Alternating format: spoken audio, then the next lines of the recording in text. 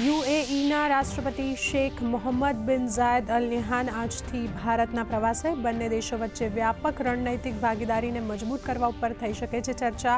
તો આ પ્રવાસથી બંને દેશો વચ્ચે વેપાર અને રક્ષા સંબંધ વધુ બનશે મજબૂત.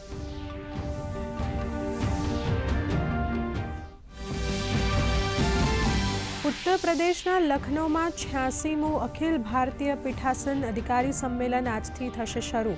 દેશભરના વિધાનસભાના અધ્યક્ષ અને વિધાન પરિષદના સભાપતિ થશે સામેલ. લોકસભા સ્પીકર ઓમ બિરલા ઉદ્ઘાટન સત્રને કરશે સંબોધન.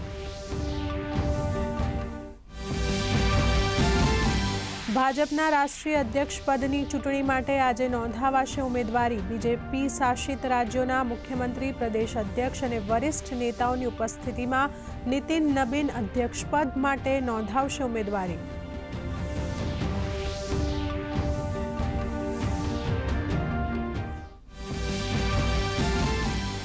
આજથી સ્વિટ્ઝરલેન્ડના દાવોસમાં વિશ્વ આર્થિક મંચનું 65મું વાર્ષિક સંમેલન થશે શરૂ.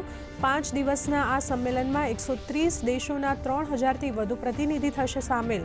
ભારત તરફથી અનેક કેન્દ્રીય મંત્રી, સરકારી પ્રતિનિધિમંડળ સહિત વિવિધ કંપનીના સીઈઓ થશે સામેલ.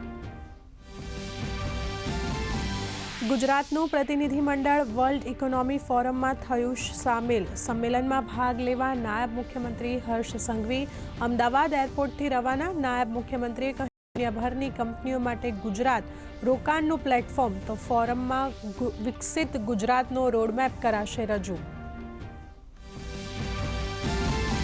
મુખ્યમંત્રી ભૂપેન્દ્ર પટેલનો ગુજરાત ટેક્સટાઇલ પોલિસી 2024 પર મહત્વપૂર્ણ નિર્ણય. મહિલા સ્વસહાય જૂથોના સશક્તિકરણના પ્રોત્સાહનને બનાવાશે વધુ વ્યાપક. નોન પોલ્યુટિંગ ટેક્સટાઇલ મેન્યુફેક્ચરિંગ એક્ટિવિટીના શહેરી વિકાસમાં આવતા એકમોને મળશે પોલિસીનો લાભ. કાર્લોસ અલ્કરાઝની ઓસ્ટ્રેલિયન ઓપન 2026માં ધમાકેદાર શરૂઆત. પહેલા રાઉન્ડમાં ઓસ્ટ્રેલિયાના એડમ વોલ્ટનને આપી માત. બીજી તરફ આર્યના સબાલેન્કાએ ફ્રાન્સની તિયાન્ત તોસાને આપી માત.